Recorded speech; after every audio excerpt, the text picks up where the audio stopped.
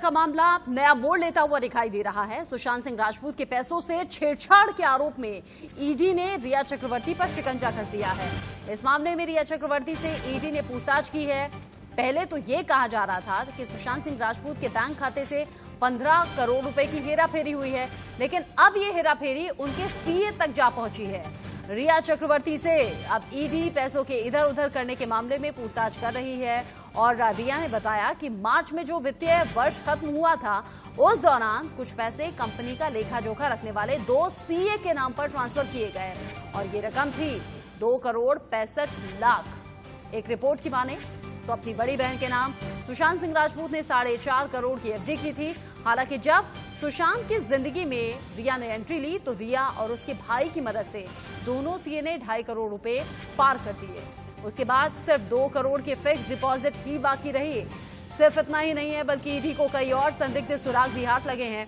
सुशांत की कंपनी के हिसाब किताब, जमा रकम, बैंक खातों के लेन देन में कई अहम सुराग ईडी के हाथ लगे हैं और इन्हीं सबूतों के आधार पर, इन्हीं जानकारियों के आधार पर ईडी आगे जांच को बढ़ा रही है।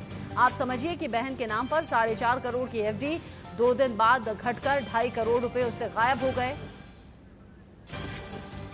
ज्यादा अपडेट के साथ अब हमारे संवाददाता अभिषेक शर्मा जुड़ गए हैं। अभिषेक, ईडी की पूछताछ में कई अहम खुलासे हुए, लेकिन अब जो सीए का नाम रिया चक्रवर्ती की तरफ से दिया गया, उन सीए से पूछताछ कब होगी? ये 2.5 करोड़ रुपए जो अकाउंट से साफ हुए, जो वित्तीय हेराफेरी की खबर लगातार सामने आ रही है, उसको लेकर सीए से पूछताछ कब होनी है?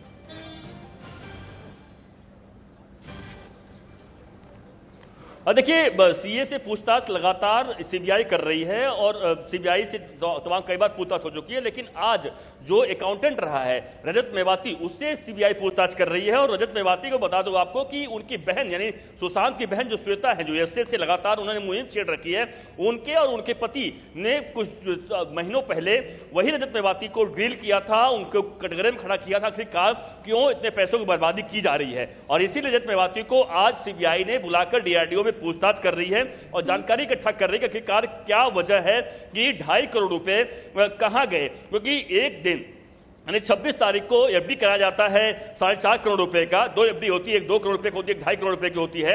और उसके बाद अचानक उस एफडी को तोड़कर 2 दिन बाद उसको 2 करोड़ रुपए कर दिया जाता है, 2.5 करोड़ रुपए गायब कर दिया जाता है। तो यह वही समय है जब रिया का एंट्री सुशांत के लाइफ पे हो चुका था। रिया उस वक्त सुशांत के लाइफ में आ चुकी थी। रिया के इशारे पर सुशांत काम किया करते थे, यानी रिया अपने कब्जे में कर चुकी थी, जैसा कि आरोप लगाया है पूरे परिवार ने। और यही वजह है कि इस तरह से बड़ा जो खुलासा सीबीआई करना चाह रही है, जो जानकारी इकट्ठा कर रही है कि किस तरीके से पूरी तरीके से इस पैसों का गोलमाल किया है, पैसा कहां गया है। रजत मेवाती से आज वही बुलाकर पूछताछ कर रही है सीबीआई और इसमें यकीन है कि कई सारे बड़े खुलासे रजत मेवाती आज सीबीआई के सामने अभिषेक बता रहे हैं कि रजत मेवाती से डीआरडीओ गेस्ट हाउस में पूछताछ हो रही है। उर्वशी खोना हमारी संवाददाता भी हमारे साथ जुड़ गई हैं। उर्वशी, अब तक की पूछताछ में रजत मेवाती से कुछ खुलासे हुए क्या, जानकारी मिली क्या?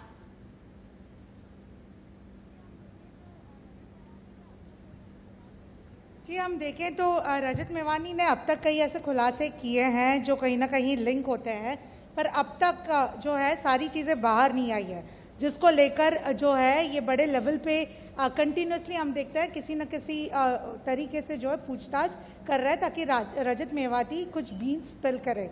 फिलहाल मैं एनसीबी के बाहर हूँ, जो दफ्तर है जहाँ पे आज 6 लोगों को जो है कोर्ट में पेश किया गया, जिनमें से 3 लोगों को जेसी दी गई है, 3 लोगों को एनसीबी कस्टडी में दिया गया और उसमें से भी जो एनसीबी कस्टडी में भेज दिए गए हैं और जो जेसी में है उनमें से एक है संकेत पांडे, उन्हें जो है बेल मिल गई है।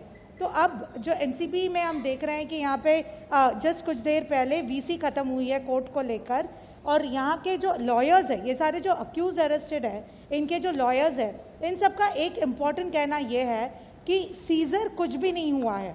लोगों के घर घर पे जो है रेड्स हुए हैं और सीजर कुछ भी नहीं हुआ है, या जो अमाउंट ऑफ ड्रग्स मिले हैं वो कहीं ना कहीं कमर्शियल लेवल के नहीं मिले हैं, वो एक बहुत ही लिमिटेड लेवल में कहीं पे मिले हैं, कहीं पे नहीं है, जिसको लेकर क्वेश्चंस खड़े किए जा रहे हैं। तो एक जगह जहाँ पे सीबीआई सारी पूछताछ कर रही है, वहीं एनसीबी अलग अलग रेड्स में जुटी हुई है ताकि और ये जो बड़ा पैरेलल चेन्स चल रहे थे अलग अलग लेवल के, उन्हें एक्सपोज किया जाए। उर्वशी, और, भले ही क्वांटिटी उन्हें किस कम तरह से जो है, माना कि भले ही क्वांटिटी कम है, लेकिन इनकी संलिप्तता बहुत पुरानी है। स्कूल टाइम से फ्रेंड्स रहे, ड्रग्स कंज्यूम साथ में करते रहे, ड्रग्स पार्टियों में आना जाना होता रहा, और जो सबूत अभी तक सामने आए हैं उसमें सिर्फ ड्रग्स कंज्यूम करने की बात नहीं है, ड्रग्स खरीदने की, बेचने की, मतलब डिमांड सप्लाई सब कुछ हो रहा था। बिल्कुल बिल्कुल, और ड्रग सिंडिकेट को फ्रेम कर रहे हैं। जब एनसीबी ड्रग सिंडिकेट बताती है तो ये डेप्थ बताता है। पर यही सारे सवाल हमने जस्ट, अगर आप भी इंटरव्यू प्ले कर सके तो मैंने जस्ट अभी इंटरव्यू लिया है जो 2 अक्यूज है उनके लॉयर का। उसमें से एक इम्पॉर्टेंट है करमजीत, जो मेन अक्यूज है, अभी के जो सेट में अरेस्ट हुए हैं। उनसे पूछा गया कि क्या करमजीत का कनेक्शन है रिया चक्रवर्ती के साथ, क्या करमजीत शोभिक चक्रवर्ती के दोस्त है? तो उन्होंने मुंह पर बताया है कि ये नहीं है, ये लोग दोस्त नहीं थे और इनका कोई कनेक्शन नहीं है। ये यंगस्टर्स है और ये पढ़े लिखे यंगस्टर्स है, कॉलेज के बैकग्राउंड से आते हैं। तो उसमें और भी ज्यादा सवाल खड़े उठते हैं कि किस तरह से एक ये फेस है और दूसरी ओर ये फेस के किस तरह से ये ड्रग सिंडिकेट चलाते थे। उर्वशी हम जानकारी दे रही हैं और उर्वशी बता रही है कि एक्सक्लूसिव बातचीत भी उन्होंने केजे के साथ की है, जिस गिरफ्तारी एनसीबी की टीम की तरफ से हुई, और इसी तरह से आज सूर्यदीप तक भी एनसीबी की टीम पहुंची है। लेकिन उनसे जब पूछताछ की गई तो उन्होंने इन सभी आरोपों को नकार दिया, मना कर दिया। हम बहुत जल्दी कोशिश करेंगे उर्वशी ने जो एक्सक्लूसिव बातचीत की है वो भी अपने दर्शकों के सामने हम रखें। 6 ऐसे आरोपी हैं जिन तक एनसीबी का शिकंजा और ज्यादा कसा है, जगह जगह अभी भी छापेमारी चल रही है।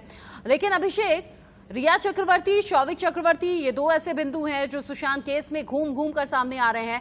चाहे वो सुशांत से जुड़े हुए लिंक हो, चाहे वो ड्रग कनेक्शन हो, चाहे वो पैसे का हेर फेर हो, मतलब इन 2 की मुश्किलें तो चौतरफा घिरी हुई हैं। बाकी जो नाम सामने आ रहे हैं उनके खिलाफ तो लगातार जांच चल रही है।